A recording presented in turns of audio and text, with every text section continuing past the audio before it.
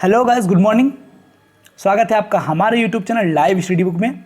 मैं प्रेमेश यादव लेके आ गया हूँ डेली करंट अफेयर्स के मोस्ट इंपॉर्टेंट क्वेश्चंस। तो गाइस, आज तारीख है 26 मई 2021 से जितने भी इंपॉर्टेंट क्वेश्चन बनते हैं हम इस सेशन में डिस्कस करते हैं। ओके गाइस, स्टार्ट करते सेशन। इंडिया बायोडाइवर्सिटी अवार्ड 2021 से किसे सम्मानित किया गया है? तो इसका सही जवाब होगा साजी एनएम। ऑप्शन बी सही है यहाँ पे, साजी एनएम। तो साजी एनएम को पालतू प्रजातियों के संरक्षण की व्यक्तिगत श्रेणी में इंडिया बायोडाइवर्सिटी अवार्ड 2021 से सम्मानित किया गया है। तो यह अवार्ड केंद्रीय पर्यावरण, वन व जलवायु परिवर्तन मंत्रालय, राष्ट्रीय जैव विविधता प्राधिकरण और संयुक्त राष्ट्र विकास कार्यक्रम यूएनडीपी की एक संयुक्त पहल है। साजी लगभग 200 केंद्र फसलों का संरक्षण कर रहे हैं। तो इन्हें प्लांट जीनोम सेवियर रिवॉर्ड 2015 समेत कई राज्य पुरस्कार भी मिल चुके हैं। तो ये हैं साजी एनएम, जिन्हें इंडिया बायोडाइवर्सिटी अवार्ड 2021 दिया गया है। ओके गाइज, नेक्स्ट क्वेश्चन देखते हैं। देश की पहली महिला फ्लाइट टेस्ट इंजीनियर कौन बनी है?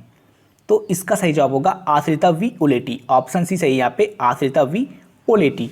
तो आश्रिता वी उलेटी हाल ही में कड़े प्रशिक्षण के बाद पहली महिला फ्लाइट टेस्ट इंजीनियर बनी है। कर्नाटक की रहने वाली उलेटी ने पायलट स्कूल में 1 साल का कोर्स पूरा करने के बाद 43वें फ्लाइट कोर्स टेस्ट के रूप में स्नातक किया। वह विमान व प्रणाली प्रशिक्षण प्रतिष्ठान के सशस्त्र बलों में शामिल होने से पहले विमान और हवाई प्रणालियों का मूल्यांकन करेंगी। अच्छा, यहाँ पे ईस्टर्न इन्फॉर्मेशन की बात करें तो देश की पहली महिला नौसेना पायलट कौन थी? वो थी सब लेफ्टिनेंट शिवांगी। भारत की पहली महिला लड़ाकू विमान पायलट कौन है? वो हैं अवनी चतुर्वेदी और भावना कंठ और मोहना सिंह। ओके गाइज, तो ये हैं आश्रिता वी उलेटी, जिन्होंने हाल ही में देश की पहली महिला फ्लाइट टेस्ट इंजीनियर बनकर इतिहास रच दिया है। ओके गाइज, नेक्स्ट क्वेश्चन देखते हैं। भारत ने हाल ही में किस देश के साथ कृषि में सहयोग हेतु 3 वर्षीय समझौते पर हस्ताक्षर किए हैं? तो इसका सही जवाब होगा इजराइल। ऑप्शन डी यहाँ पे सही है, इजराइल। तो भारत व इजराइल ने कृषि सहयोग में विकास हेतु 3 साल के वर्क प्रोग्राम समझौते पर हस्ताक्षर किए हैं। दोनों देश Indo Israel agricultural project centres of excellence और Indo Israel village of excellence को लागू कर रहे हैं। जो ये सहयोग है 3 वर्ष का होगा, ये 2021 से 2023 तक चलेगा। अच्छा, यहाँ पे ईस्टर्न इन्फॉर्मेशन की बात करें तो भारत में इजराइल के राजदूत कौन है? Doctor Ron Malka. अच्छा, हाल ही में यहाँ पे युद्ध बहुत हो रहे हैं, तो यरूशलेम हमेशा से इजराइल और फिलिस्तीन के बीच कॉज ऑफ डिस्प्यूट रहा है। हाल ही में यहाँ के मस्जिद हरम एस शरीफ पर हमला हुआ था, जिसकी जवाबी कार्यवाही में इस्लामिक टेररिस्ट ग्रुप हमास ने यहाँ पर कई रॉकेट दागे थे। अच्छा, आपको बता दें कि जो हमास है वो गाजा पट्टी पर काफ़ी नियंत्रण रखता है। तो बात इजराइल की हुई है, देख लेते हैं वर्ल्ड मैप में इजराइल कहाँ है। तो ये है वर्ल्ड मैप में इजराइल। ओके गाइस, यहाँ कैपिटल क्या है? यहाँ कैपिटल है जेरूसलम। करेंसी क्या है? New shekel. नेक्स्ट क्वेश्चन देखते हैं गाइस। राष्ट्रीय स्वास्थ्य प्राधिकरण एनएचए ने आयुष्मान भारत प्रधानमंत्री जन आरोग्य योजना के कार्यान्वयन के लिए किस राज्य के साथ एक समझौते ज्ञापन पर हस्ताक्षर किए हैं? तो इसका सही जवाब होगा guys Telangana. Option B, Telangana.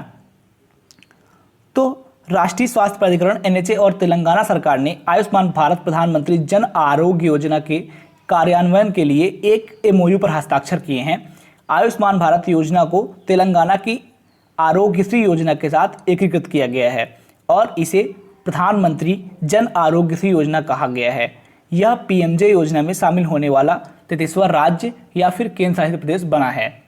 Okay guys, देख लेते हैं इंडियन मैप में तेलंगाना कहाँ है। तो ये है इंडियन मैप में तेलंगाना। यहाँ की डैम्स एंड रिवर्स की बात करें तो Nagarjuna Sagar dam, Krishna river, Srisailam dam, Krishna river, Nizam Sagar dam, Manjira river, Shri Rama Sagar, Godavari. Wildlife sanctuaries की बात करें तो Pocharam wildlife sanctuary, Kinnerasani wildlife sanctuary, Manjira sanctuary, Pakhal wildlife sanctuary, Eturnagaram wildlife sanctuary. और कैपिटल की बात करें तो हैदराबाद। गवर्नर कौन है यहाँ के? यहाँ गवर्नर है तमिलसाई सौंदरराजन। सीएम कौन है यहाँ के? यहाँ के सीएम है के चंद्रशेखर राव। नेक्स्ट क्वेश्चन देखते हैं गाइज। हाल ही में किस देश के सेना प्रमुख लेफ्टिनेंट जनरल इब्राहिम अत्ताहिरू का निधन हुआ है? तो इसका सही जवाब होगा नाइजीरिया। ऑप्शन सी सही यहाँ पे, नाइजीरिया। तो नाइजीरिया के सेना प्रमुख लेफ्टिनेंट जनरल इब्राहिम अत्ताहिरू का हाल ही में 54 वर्ष की आयु में एक विमान दुर्घटना में 10 अन्य अधिकारियों के साथ डेथ हो गया है। ये 26 जनवरी से ही इस पद पर कार्य कर रहे थे। ओके गाइस, तो देख लेते हैं कौन है ये जनरल इब्राहिम अत्ताहिरू। तो ये हैं जनरल इब्राहिम अत्ताहिरू, जिनका हाल ही में एक विमान दुर्घटना के कारण मृत्यु हो गई है। देख लेते हैं गाइस नाइजीरिया, ये है वर्ल्ड मैप में नाइजीरिया। ये एक अफ्रीकन कंट्री है। यहाँ कैपिटल क्या है? यहाँ कैपिटल है अबूजा। करेंसी क्या है? यहाँ करेंसी है नाइजीरियन नायरा। नेक्स्ट क्वेश्चन देखते हैं गाइस, FIH कांग्रेस में FIH के प्रेसिडेंट अवार्ड से किसे सम्मानित किया गया है? तो इसका सही जवाब होगा V Karthikeya Pandian. Option C सही है, वी कार्तिकेय पांडियन। तो गाइस उड़ीसा के वी कार्तिकेय पांडियन ने FIH प्रेसिडेंट अवार्ड जीता है। हॉकी इंडिया ने देश में खेल के विकास के लिए FIH का हिंदी में फॉर्म क्या है? अंतर्राष्ट्रीय हॉकी महासंघ का इटैनी ग्लिसेस पुरस्कार जीता है। ओके गाइस, तो ये है वी कार्तिकेय पांडियन, जिन्होंने FIH प्रेसिडेंट अवार्ड जीता है अभी। नेक्स्ट क्वेश्चन देखते हैं guys, target Olympic podium scheme top score group में हाल ही में किसे शामिल किया गया है? तो इसका सही जवाब है कि ये सभी, सीमा बिस्ला, अंकिता रैना, सुमित मलिक, इन सभी को टॉप स्कोर ग्रुप में शामिल किया गया है। तो टेनिस खिलाड़ी अंकिता रैना, पहलवान सीमा बिस्ला व सुमित मलिक, रोवर्स अर्जुन लाल जाट व अरविंद सिन्हा ने हाल ही में टोक्यो ओलंपिक के लिए क्वालिफाई किया है। इनमें से टॉप स्कोर ग्रुप में सीमा बिस्ला, सुमित मलिक, अंकिता रैना ही शामिल हो पाई हैं।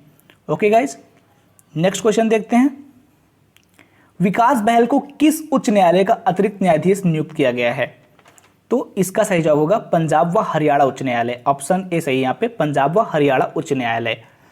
तो भारत के राष्ट्रपति रामनाथ कोविंद ने अनुच्छेद 224 के खंड 1 द्वारा प्रदत्त शक्तियों का उपयोग करते हुए विकास बहल को पंजाब व हरियाणा उच्च न्यायालय के एक अतिरिक्त न्यायाधीश के रूप में 2 वर्ष की अवधि के लिए नियुक्त किया है। आपको बता दें, जो विकास बहल हैं इनके पास 19 साल का वर्क एक्सपीरियंस है। ओके गाइज, नेक्स्ट क्वेश्चन देखते हैं, यूनेस्को ने विश्व धरोहर स्थल का टैग पाने के लिए किस राज्य के 14 किलो की संभावित सूची को स्वीकार कर लिया है? तो इसका सही जवाब होगा महाराष्ट्र। ऑप्शन डी सही है यहाँ पे, महाराष्ट्र। तो महाराष्ट्र सरकार ने विश्व धरोहर स्थल को टैग प्राप्त करने के लिए राज्य के संभावित नामांकित सूची तैयार की थी, जिसमें 14 किले थे। यूनेस्को ने संस्कृति मंत्रालय के माध्यम से इस सूची को स्वीकार कर लिया है। ओके गाइज, नेक्स्ट क्वेश्चन देखते हैं। हाँ, नेक्स्ट क्वेश्चन देखने से पहले देख लेते हैं महाराष्ट्र कहाँ है। तो ये है इंडियन मैप में महाराष्ट्र। यहाँ के वर्ल्ड हेरिटेज साइट्स की बात करें तो Ajanta Ellora caves, Elephanta caves, Victorian Gothic and Art Deco ensembles Mumbai में। ओके गाइस, नेशनल पार्क्स की बात करें, Sanjay Gandhi national park, Gugamal national park, Tadoba national park. Maharashtra capital क्या है? यहाँ कैपिटल है मुंबई। गवर्नर कौन है? भगत सिंह कोश्यारी। सीएम कौन है? उद्धव ठाकरे।